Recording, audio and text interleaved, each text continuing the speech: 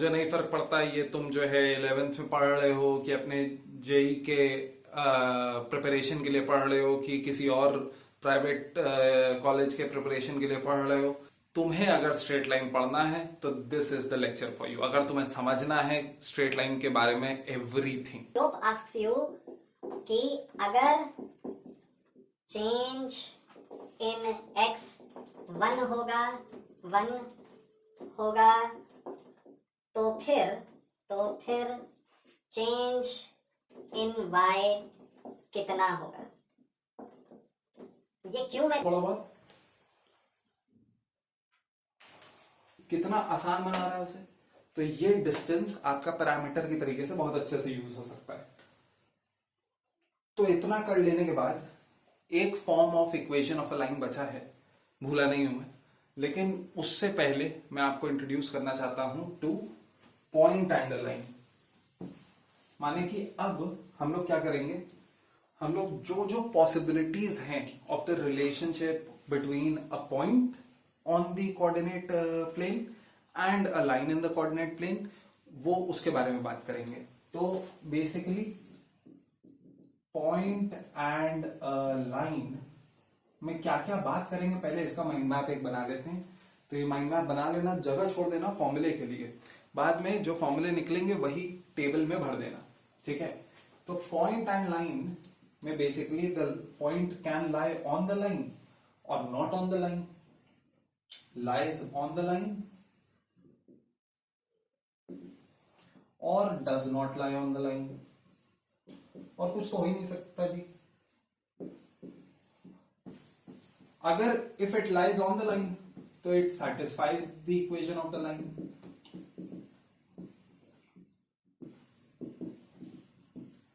तो इसको हम लोग ऐसे लिखते हैं कि L is equivalent to ax plus B Y plus C equal to 0। ये इसको मैं लिखता हूं एज इक्वलेंट टू, कि पूरा पूरा बार बार ये ना लिखना पड़े, मैं L अगर लिख दूं तो काफी है। और अगर मैं एक पॉइंट को जो कि x1, y1 है, उसको मैं इस इक्वेशन में सेटिस्फाई करा रहा हूं, तो उसे मैं लिखूंगा L ब्रैकेट में x1, y1। इस वाले पार्ट को केवल L बोलते हैं, इक्वल टू 0। तो अगर इतना ये x1 y1 अगर इसमें डाल दिया, मतलब कि ax1 plus B y1 plus C, तो rather than writing ax1 plus B y1 plus C, मैं लिख दूंगा L x1 y1 equal to 0। तो अगर L x1 y1 0 है तो मतलब it lies on the line, कहानी खत्म। अब इसकी बात करते हैं, इसमें क्या होगा, L x1 y1 will not be equal to 0। सही है, नहीं सेटिस्फाई करेगा अगर लाइन पे नहीं है। तो लाइन पे नहीं है तो है जी कहां। तो अब ये डिपेंड कर सकता है कि पॉइंट उसके ऊपर है कि लाइन पॉइंट के ऊपर है। इसके बारे में बात करेंगे हम लोग ये बात करेंगे कि परपेंडिकुलर डिस्टेंस कितना है पॉइंट का लाइन से, क्योंकि और कोई डिस्टेंस के बारे में बात करने का कोई मतलब ही नहीं बनता है। एक पॉइंट का परपेंडिकुलर डिस्टेंस के बारे में ही तो बात करोगे। अगर ये वाला डिस्टेंस, ये वाला डिस्टेंस, इन सब के बारे में बात करने लग गए तो इनफाइनाइट है, परपेंडिकुलर डिस्टेंस एक ही है। अच्छा, फिर हम लोग बात करेंगे कि अगर ये परपेंडिकुलर डिस्टेंस है तो फुट ऑफ परपेंडिकुलर कितना है। फिर हम लोग बात करेंगे कि इमेज कितनी है। ये सारी बातें आप कर सकते हैं एक पॉइंट और एक लाइन के बारे में। जब 2 पॉइंट और एक लाइन आ जाती है तो हम लोग ये बात करते हैं कि वो जो दोनों पॉइंट है वो सेम साइड पे है लाइन के या ऑपोजिट साइड पे है लाइन के। ये क्वेश्चन अगर सिर्फ इक्वेशन देख करके तुम्हें पूछा जाए तो कैसे सॉल्व करोगे। मतलब ये नहीं कि बैठ करके ग्राफ पेपर बना रहे हैं, वो पॉइंट ढूंढ रहे हैं, ये कर रहे हैं, कितना बड़ा ग्राफ पेपर लोगे, कितनी प्लॉटिंग करोगे। तो सिर्फ इक्वेशन देख करके ये कैसे करोगे, इसके बारे में बात करेंगे, ठीक है। तो ये तो बात यहीं खत्म हो गई। अब बात करते हैं परपेंडिकुलर डिस्टेंस वगैरह की, परपेंडिकुलर डिस्टेंस की, फुट ऑफ परपेंडिकुलर की। तो इनफैक्ट अगर फुट ऑफ परपेंडिकुलर तुमने निकाल दिया तो यहाँ पे डिस्टेंस फॉर्मूला लगा लो और परपेंडिकुलर डिस्टेंस आ जाएगा तुम्हारा। That is one way to go about it. We will be looking at this in much more beautiful ways in fact. तो फिलहाल वो जो वन वे है वो यूज करते हैं। पहले ये लिख लो, मैं ऐसे मिटाना चाहता हूं। तो point and line, point and line में सबसे पहले जो है देखते हैं फुट ऑफ परपेंडिकुलर निकालना कन्वेंशनल मेथड से। पहले कन्वेंशनल मेथड यूज कर रहे हैं, कैसे बुक्स में होता है वो दिखा रहा हूं मैं। तो ये पॉइंट है जो हमारा पॉइंट है x1 y1, उसका मैं पहले फुट ऑफ परपेंडिकुलर निकाल दूंगा। ये परपेंडिकुलर हो गया, ये लाइन है ax plus B Y plus C equal to 0, ये लाइन की इक्वेशन है L इक्वलेंट टू, इसका जो फुट ऑफ परपेंडिकुलर है वो x naught comma Y naught हो गया, और इसका इमेज भी मैं पहले ही बता दे रहा हूं, this image is x2 comma y2 later से। तो अब आपको जो है x नॉट वाई नॉट निकालना है या x2 y2 निकालना है। अगर तुम डिस्टेंस फॉर्म में सोचो लाइन के बारे में तो काफी आसानी से आ जाएगा। तो कई तरीके हैं, या तो आप ये बोल सकते हो कि x naught Y naught is the point of intersection of these two lines, ये लाइन की इक्वेशन आप आसानी से निकाल सकते हो। कैसे आएगी, आप बेसिकली इसका स्लोप निकालो, इसके स्लोप का परपेंडिकुलर का स्लोप निकालो, वो आपको पता है m1 m2 इक्वल टू -1, आगे प्रूव भी करेंगे हम लोग, और फिर ये पॉइंट से पास करा दो तो इक्वेशन ऑफ दिस लाइन आ जाएगी। फिर इन दोनों का पॉइंट ऑफ इंटरसेक्शन निकाल दो। पॉइंट ऑफ इंटरसेक्शन निकालना, और उसको भी डिटेल में हमने पढ़ा नहीं है, हालांकि तुम्हें पहले से आता है, क्लास 8 से तुम दो लीनियर इक्वेशंस को सॉल्व कर रहे हो। पर ऐसे भी कर सकते हो, तुम बोल सकते हो x नॉट वाई नॉट दो अननोन है, मुझे दो इक्वेशन चाहिए, तो एक इक्वेशन ये हो जाएगी x naught Y naught is satisfied by this equation, तो ax naught plus B Y naught plus C equal to 0। और दूसरी इक्वेशन हो जाएगी कि अगर मैं इसका स्लोप निकालूं, यहां से लेकर के यहां तक एक लाइन का स्लोप निकाला, और ये स्लोप निकालूं, इनका प्रोडक्ट करूं तो -1 होगा। तो वो करने जा रहा हूं मैं। दोनों ही इक्वली लंबे तरीके हैं, दोनों ही बहुत ही सुंदर तरीके नहीं है, तो कोई भी एक कर दे रहा हूं मैं। क्या है भाई, एक इक्वेशन हो गई आपकी y1 minus Y naught upon x1 minus x naught into slope of this line is going to be minus a by B. देख लो y को सब्जेक्ट ऑफ फॉर्मूला बना करके, इक्वल टू -1। तो y1 माइनस वाई नॉट में आप क्या करो, y नॉट को सब्जेक्ट ऑफ फॉर्मूला बना सकते हो। पहले एक बार मैं ऐसे लिख दे रहा हूं, y1 minus Y naught by B is equal to x1 minus x naught by A, ठीक है। और अब जो है y नॉट को तुम सब्जेक्ट ऑफ फॉर्मूला बना दो, तो क्या हो जाएगा, ये y नॉट को जब तुम सब्जेक्ट ऑफ फॉर्मूला बनाओगे तो आपके पास आ जाएगा, ये इधर भेजो ये इधर भेजो, तो a by B by 1 minus x1 plus X naught equal to Y naught. I hope that is correct. हाँ, लेकिन नहीं, कुछ तो गड़बड़ हो रहा है। अच्छा, यहां पे भी तो a बाई बी आएगा, sorry. You don't expect to be so incorrect on videos, but अभी हो गया, ठीक है। तो y1, ये b को उधर भेज देते हैं और फिर y नॉट को इधर भेजते हैं, तो y1 minus b by A x1 plus b by A X naught equal to Y naught. हाँ, ये करेंगे। तो ये वाई नॉट, अब ये फर्स्ट इक्वेशन हो गया। अब ये इक्वेशन बनाओ और उसमें डाल दो, तो सेकंड इक्वेशन क्या हो जाएगी, क्योंकि ये point lies on the line, तो इस इक्वेशन को सेटिस्फाई करेगा, A X naught plus B Y naught plus C equal to 0। अभी वाई नॉट की जगह ये डाल दो, तो A X naught plus B times y1 minus B by A x1 plus B by A X naught plus C equal to 0। तो काफी बदसूरत, पर कोई बात नहीं, सॉल्व करते हैं। और सॉल्व करने पे क्या मिल रहा है, एक्स नॉट में अगर आप देखो तो आपके पास a plus B square by A है। फिर उसके बाद बाकी सारी चीजें ले दे के एक्स नॉट ही इकलौता वेरिएबल बचा। तुमने ये किया क्यों, ताकि एक्स नॉट वाई नॉट जो दो वेरिएबल थे उसमें से एक एलिमिनेट हो जाए। तो इकलौता वेरिएबल कौन बचा, एक्स नॉट। तो एक्स नॉट को तुमने यहाँ पे एक्स नॉट कॉमन ले लिया, फिर बाकी के कॉन्स्टेंट्स वगैरह उधर भेज रहे हैं हम लोग। तो ये हो जाएगा b square by A x1 और बाकी सब माइनस में आएगा, तो माइनस बी वाई 1 माइनस सी। अच्छा, तो बहुत सुंदर तो नहीं दिख रहा है ये, एक्स नॉट बाई ए या x naught equal to a इधर चला जाएगा, तो ये हो जाएगा b square x one minus A B Y one minus A c, ये ए अगर तुम एलसीएम लेके इधर भेज दो, अपॉन ए स्क्वायर प्लस बी स्क्वायर। तो काफी बदसूरत होता है, लेकिन थोड़ा सा अच्छे फॉर्म में आ सकता है अगर तुम इसे ऐसे बदलो, x one minus x naught by a लिखो इसे। मतलब कि आप क्या करो, x one minus x naught निकालो बस, ठीक है, निकाल देते हैं एक बार। तो x one minus x naught जब निकालोगे तो x one minus all this क्या होगा, B square x one minus A B Y one minus A C upon A square plus B square.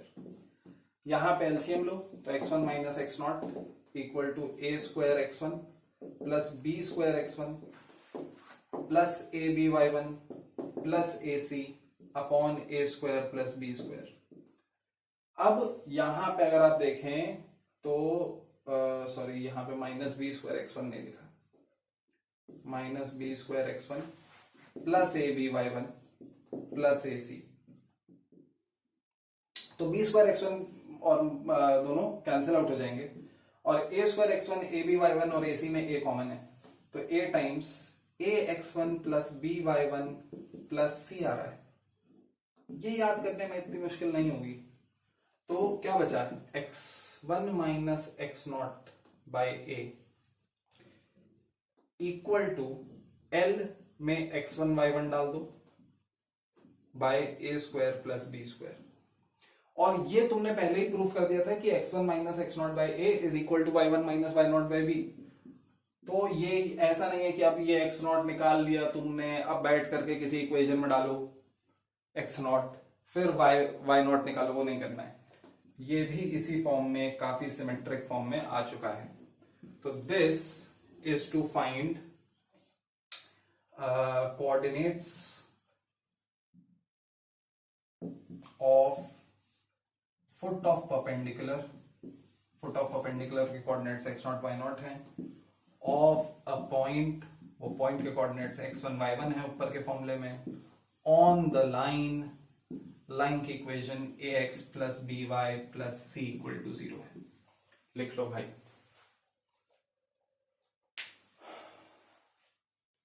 तो अभी बात कर लेते हैं डिस्टेंस के बारे में। फुट ऑफ परपेंडिकुलर निकाल लिया हमने, अब ये डिस्टेंस निकालते हैं। तो ये जो डिस्टेंस है डी, ये क्या आ जाएगा, ये सिंपली हो जाएगा इन दोनों, ये इसके कोऑर्डिनेट्स पता है, इसके कोऑर्डिनेट्स पता है, इन दोनों के बीच का डिस्टेंस, तो आपका डिस्टेंस फॉर्मूले से आ ही जाएगा, D is equal to under root x one minus x naught का square plus y one minus Y naught का स्क्वायर, दैट इज इट। और इसमें एक्स नॉट वाई नॉट डालना भी नहीं है, x one minus x naught और y one minus Y naught तुम्हें ऑलरेडी एक बहुत ही आसान फॉर्म में पता है। तो x one minus x naught को तुम लिख सकते हो क्या, ए एल के अंदर एक्स वन वाई वन डाल दो अपॉन ए स्क्वायर प्लस बी स्क्वायर का होल स्क्वायर प्लस बी, फिर एल के अंदर एक्स वन वाई वन डाल दो, आई होप आपको इसका मतलब याद है, का होल स्क्वायर, जिसमें L x one Y one upon ए स्क्वायर प्लस बी स्क्वायर दोनों में कॉमन आ रहा है, तो उसका स्क्वायर करेंगे, कॉमन आएगा तो स्क्वायर रूट के बाहर निकालेंगे तो सिंपली यही आ जाएगा, L x one Y one upon ए स्क्वायर प्लस बी स्क्वायर, और अंदर क्या बचेगा, अंदर बचेगा अंडर रूट ए स्क्वायर प्लस बी स्क्वायर। ये अंडर रूट ए स्क्वायर प्लस बी स्क्वायर जब इससे कैंसिल आउट करोगे तो तुम्हारे पास क्या आ जाएगा, क्योंकि अच्छा ऊपर से एक चीज और देखो, A square plus B square तो हमेशा पॉजिटिव होगा, ये जो L x one Y one है ये तो 0 नहीं है क्योंकि पॉइंट लाइन पे लाई नहीं कर रहा है, तो ये पॉजिटिव भी हो सकता है नेगेटिव भी हो सकता है, लेकिन जब स्क्वायर करके स्क्वायर रूट लोगे तो हमेशा वो पॉजिटिव ही आएगा। जैसे अगर -3 का स्क्वायर करा 9, स्क्वायर रूट ऑफ 9 क्या होगा, 3 होगा। अब तुम बोलो नहीं सर 9 का स्क्वायर रूट तो +-3 दोनों हो सकता है, तो यहां पे ये समझो कि जब मैं लिखता हूं एक्स स्क्वायर इक्वल टू 9 तो इसके दो रूट्स हैं, x equal to 3 and x equal to -3, और अगर मैं लिखता हूं x equal to square root 9 तो इसका एक ही आंसर है 3। तो फिर ये लिखने का दूसरा तरीका क्या है, दूसरा तरीका इसका ये है कि x इक्वल टू +-√9, जब रूट लगता है तो रूट के बाहर +- लगता है, उसे कंटिन्यू करने के लिए। पर यहाँ पे तो केवल प्लस लगा है, वैसे भी डिस्टेंस पॉजिटिव ही होता है, ऐसे लोग समझा देते हैं कि डिस्टेंस पॉजिटिव ही होता है, लेकिन असली कहानी ये है कि यहाँ पे जब तक प्लस माइनस नहीं लगा तब तक तुम जो है ये नहीं कि हाँ +3 और -3 दोनों बोल दिया, इसमें इसका आंसर केवल +3 है। तो खैर अलजेब्रा हो गई है, अभी कोऑर्डिनेट पे चलते हैं। तो यहाँ पे मॉड लगा है, तो फिलहाल फाइनल फॉर्मूला अपना ये हो गया, D is equal to mod LX1Y1 का क्या मतलब है, AX1 + BY1 + C का मॉड अपॉन √A² + B²। ये हो गया भाई। अब फाइनली आप क्या कर सकते हैं, इमेज भी निकाल सकते हैं। तो इमेज निकालने के लिए आप क्या करेंगे, इमेज निकालने के लिए इतने ही डिस्टेंस पे एक और यहाँ पे पॉइंट निकाल दो, या फिर ये बोल दो कि इसका ये जो इमेज है और जो पॉइंट है अपना P, ये फुट ऑफ परपेंडिकुलर है F, इन दोनों का इमेज और पॉइंट P का जो मिड पॉइंट है वो x0 y0 है। तो अगर वो करोगे आप, या फिर ये बोल दो कि इमेज ये पॉइंट जो है इन दोनों को 2:1 में एक्सटर्नल बाइसेक्शन कर रहा है, वो एक ही बात होती है। तो अगर ये करोगे तो क्या आएगा देख लेते हैं एक बार। फॉर इमेज क्या करना है भाई, तो फॉर इमेज आपको जो है क्या करना है, x2 + x1/2 is equal to x0। अब हमें क्या पता है, x1 - x0/a पता है, x0 डायरेक्टली नहीं पता है, तो कुछ इस फॉर्म में चेंज करने की कोशिश करते हैं। 2 इधर भेज देते हैं, तो x2 + x1 is equal to 2x0। x1 - x0, अच्छा x2 निकालना है, ये याद रखना, x1 - x0 इक्वल टू क्या होगा, x0 - x2 होगा। कुछ इससे नहीं काम चल रहा है, आई थिंक क्या कर सकते हैं, अगर मैं x2 को यहीं पे सब्जेक्ट का फॉर्मूला बना दूं, सॉरी, तो क्या होगा, x2 is equal to 2x0 - x1।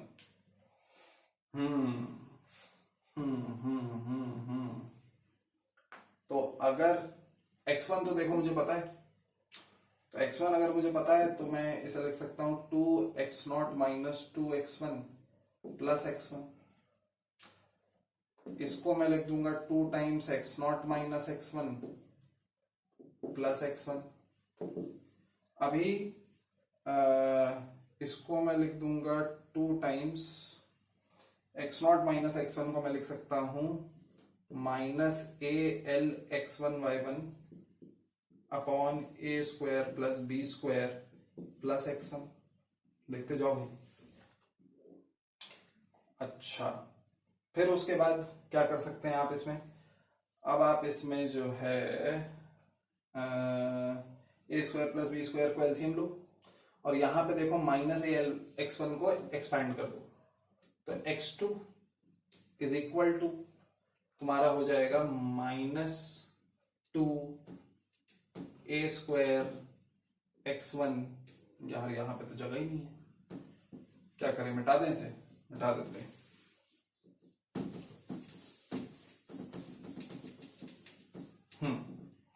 तो ये हो गया -2A² x1 -2ABY1 और -2AC प्लस x1 की वजह से क्या आएगा, A² x1 plus B²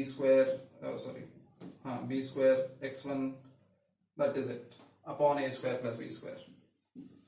not something very very beautiful. फिर से उसकी तरीके से जो पिछला फॉर्मूला था हमारा, तो अभी क्या करना है, कुछ तो कट रहा होगा, तो ये -A² x1 हो जाएगा, और यहाँ पे B² x1 भी है, तो क्या करो, x2 - x0 या x0 - x2 लिख दो। x0 - x2, अगर x2 ये सब है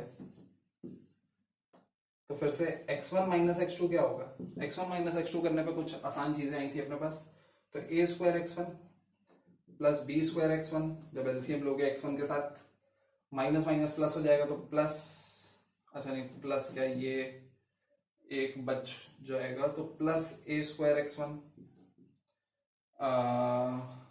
plus 2ABY1 plus 2ac plus B minus B square x1। अब कुछ अच्छा लग रहा है मुझे देख के, अपॉन ए स्क्वायर प्लस बी स्क्वायर। मैंने भी ये, क्योंकि बहुत ही घटिया तरीका मैं मानता हूँ इसे सॉल्व करने का, तो मैंने भी बहुत टाइम बाद ये देखा है।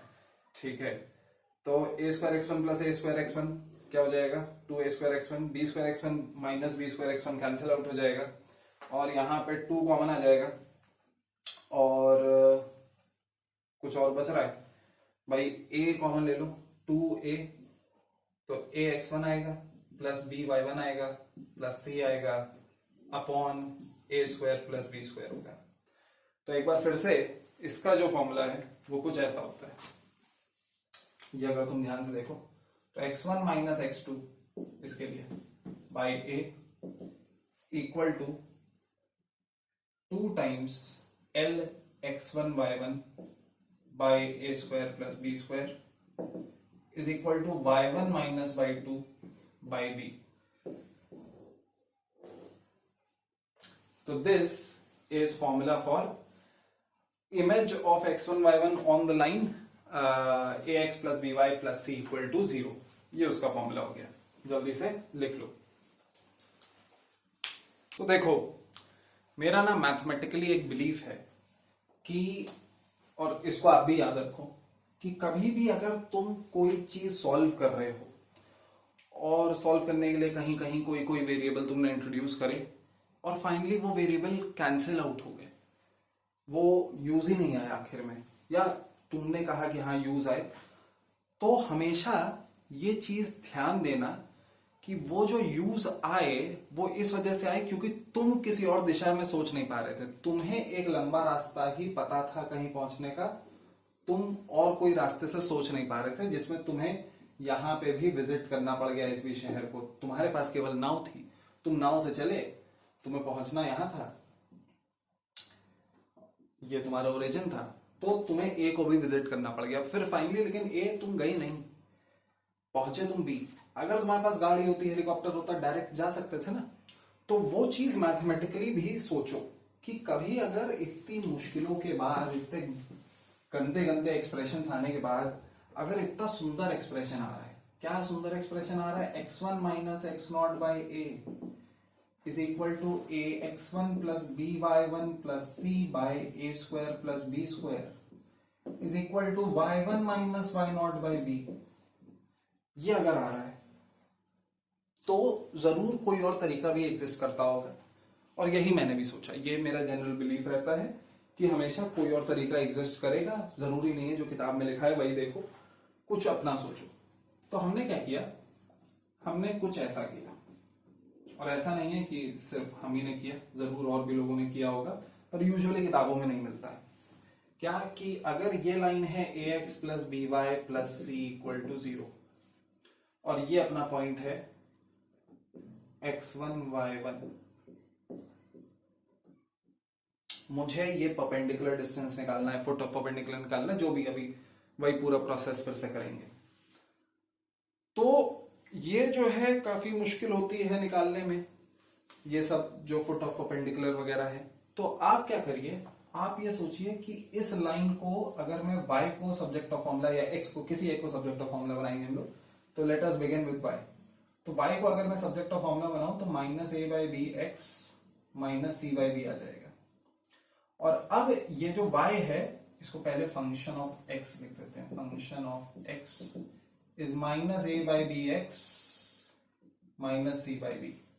इस x में अगर मैं ये x डाल दूं तो क्या आएगा, अगर इस x में y as a function of x, इस x में मैं ये वाला x डाल दूं तो सिंपली ये फंक्शन क्या रिप्रेजेंट करता है, ये रिप्रेजेंट करता है कि x ये डालेंगे तो y कितना होगा, तो y इसका ऑब्वियसली ये नहीं होगा, कुछ और होगा, पर वो जो होगा वो एक बहुत ही स्पेशल y है, इसको बोल देते हैं, क्या बोलते हैं, y3 बोल दे रहा हूं मैं ऐसे।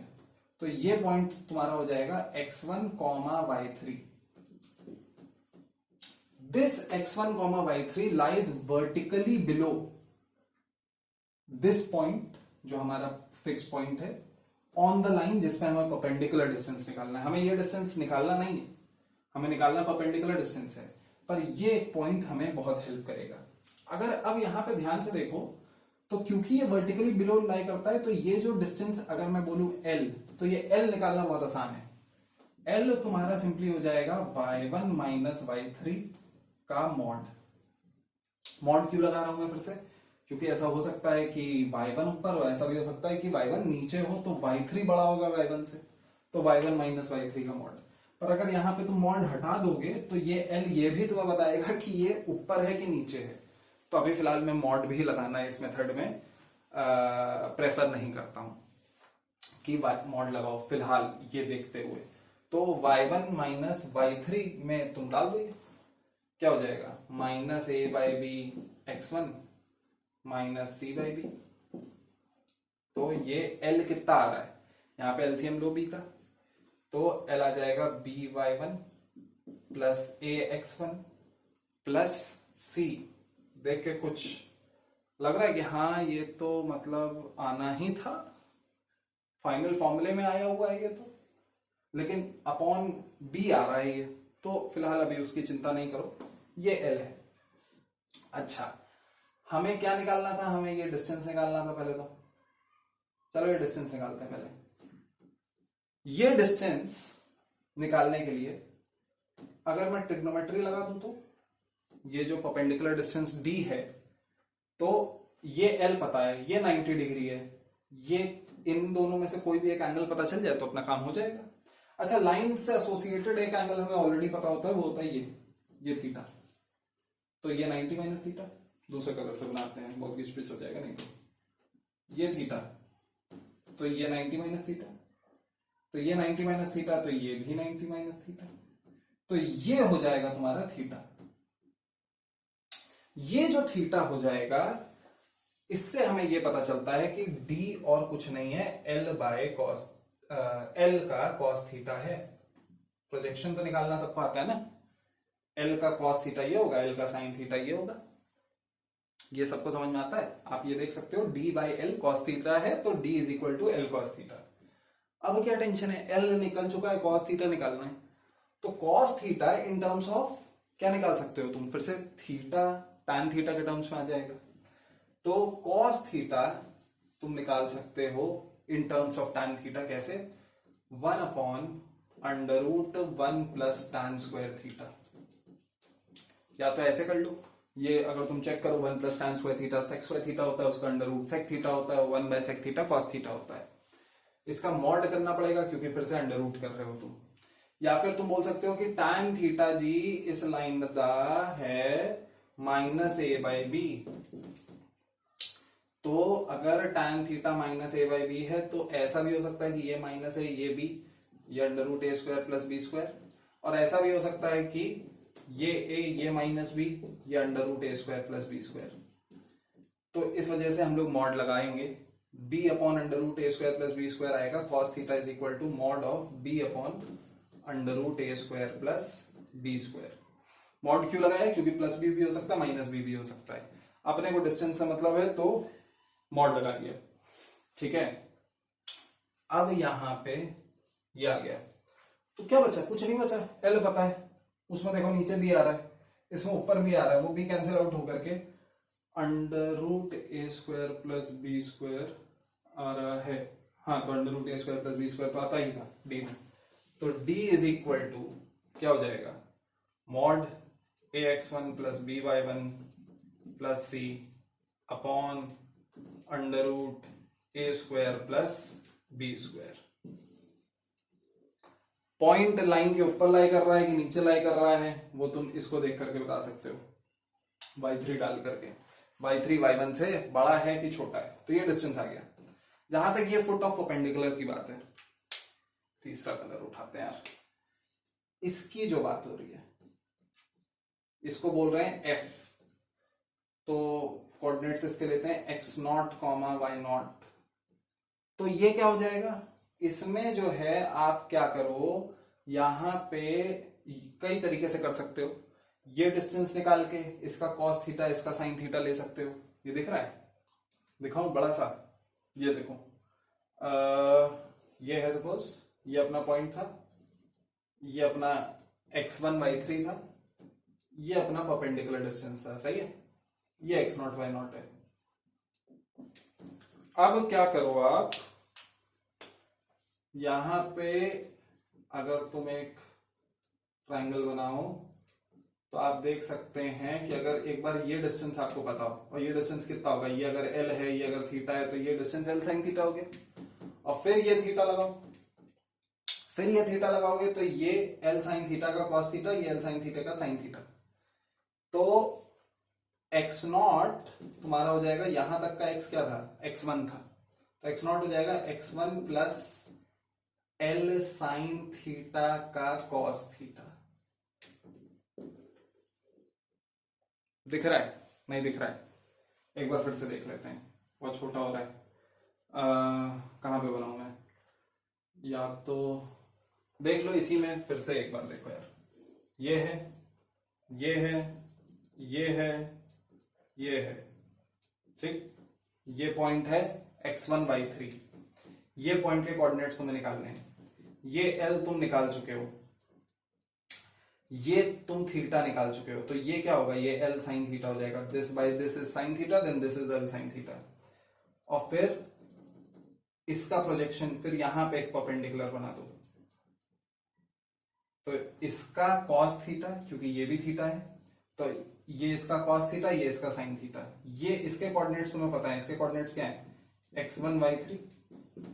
अब तो इसमें कितना आगे गए वो ऐड कर दो, तो x0 हो जाएगा, ये जो है x0 जो है, ये x0 है, ये x1 है, x1 में कितना आगे जा रहे हैं, x1 में आगे जा रहे हैं इसका जो हॉरिजॉन्टल प्रोजेक्शन है, हॉरिजॉन्टल प्रोजेक्शन कितना है, x1 plus l sin theta का cos थीटा, ये l sin थीटा है, उसका cos थीटा, और ऐसे ही y0 तुम निकाल सकते हो, y0 हो जाएगा y3 plus l sin square theta, ये जो है ये हो जाएगा y0 जो है, ये डिस्टेंस ऐड करना है तुम्हें बस y3 में, तो y0 हो जाएगा y3 plus l sin square theta. अब बाकी सारी चीजें डाल सकते हो।